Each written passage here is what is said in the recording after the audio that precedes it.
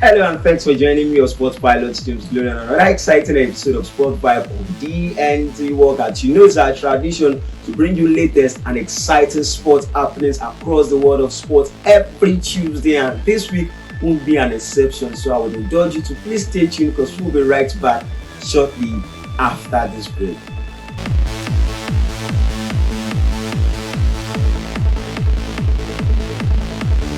Welcome back, and starting from the world of Formula One on today's episode of Sport Vibe on DNT World, where we talk about Max Verstappen, who has won the Qatar Grand Prix, making it his 14th win in the world of Formula One. This season is an interesting one for Max Verstappen, who has continued with his impressive form in the world of Formula One as he has gone ahead to win the 2023 World Champions Award for himself, making it the third consecutive time that he has done so since the year 2021. He did the same thing in the year 2022, and just before the end of the season in the year 2023, Max Verstappen has been crowned the world champion in the world of Formula One. You can take nothing away from this young man doing well in the world of Formula One. And also talking about the Qatar Grand Prix, we can't fail to talk about two McLaren drivers in the person of Oscar Piastri and Lando Norris. Remember, in the Japan Grand Prix, they were able to make podium with Max Verstappen, and yet again in the Qatar Grand Prix, they were able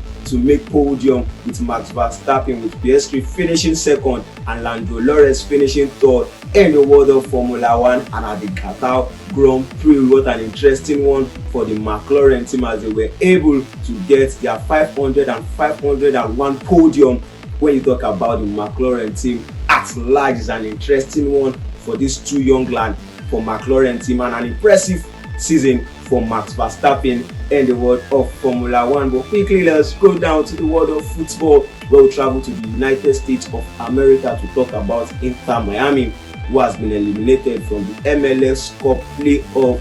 What a sad one for Lionel Messi, making his return during the weekend to the MLS team, but he was unable to help his team proceed to the next round of that particular competition. Remember, I said they have been struggling in the absence of Lionel Messi, but at his return yet again, they were unable to proceed to the next round of the playoff in the world of football. And also in the world of football, you remember that last weekend and during the midweek, we experienced the Champions League was played during the midweek, and we saw Newcastle dominating Paris Saint-Germain. It's an interesting one for Newcastle, who were able to dominate and win Paris Saint-Germain 4-1 in the Champions League. Before now, everyone would have thought Newcastle would find it difficult to proceed to the next round of the Champions League, but as things stand, Newcastle sits at the top of the Group F and the Champions League. Is an interesting one for Newcastle, defeating Paris Saint-Germain 4-1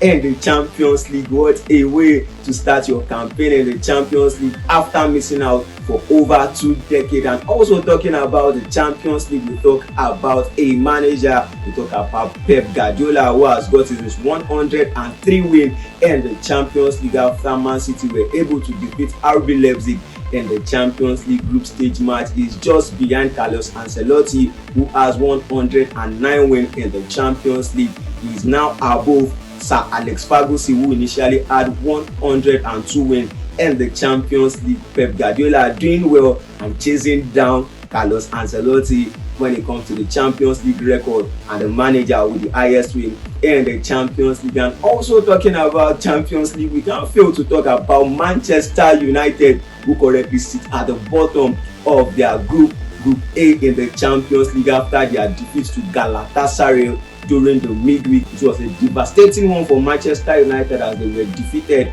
on home soil by Galatasaray, making it the first win that Galatasaray will have on England soil, and it came against Manchester United. They were able to defeat Manchester United 3-2 in the Champions League. What a devastating one for Manchester United, who sit at the bottom of the Champions League table. And also Arsenal were unable to win against Nice in the Champions League during the midweek. It's a devastating one for the two Premier League teams, but you can take nothing away from Newcastle and Manchester City, who made England proud in the Champions League group stage match during the midweek. Quickly, let's go on a very short break, and when we're right back, we continue from where we stopped.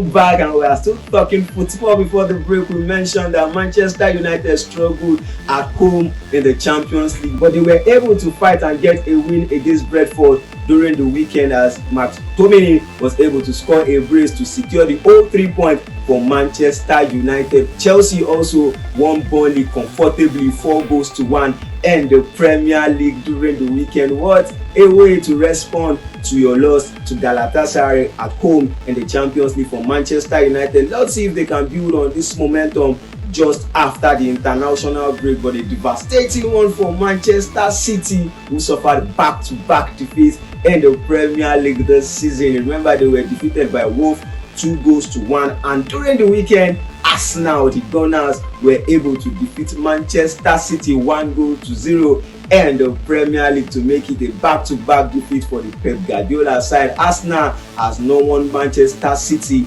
in over 8 years now in the Premier League. What a way to break that jinx and break the record in the Premier League. They have played 12 matches before now against Man City, and they were unable to win any, but thanks to the goal from Gabriel Martinelli, who helped Arsenal secure their first win in over 12 meetings against Manchester City. Is a exciting one for Arsenal Football Club, who are unbeaten in the Premier League right now. They are not the only team that is unbeaten in the Premier League. Tottenham is also unbeaten in the Premier League. And these two teams, talking about Arsenal and Tottenham, currently occupy the top table in the Premier League ahead of the international break. Manchester City follow, and Liverpool occupying the 4th position in the Premier League. What a way to start the season for Arsenal Football Club. Remember, during the Community Shield, they were able to defeat Man City.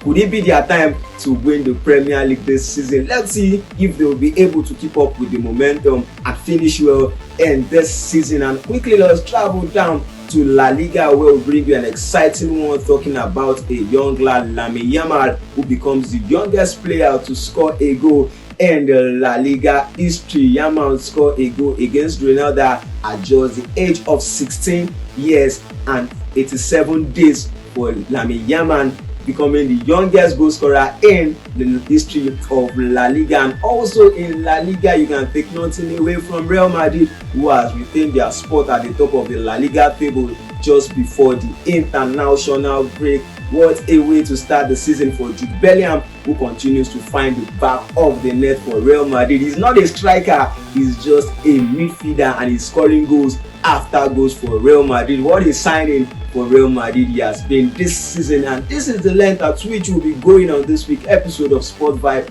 on DNT World. For more news and sports stories, follow us across our various social media handles at Sport Vibe on DNT World. Feel free to drop your comment at the comment section. Click on the like button, as I'll be looking forward to seeing you next week.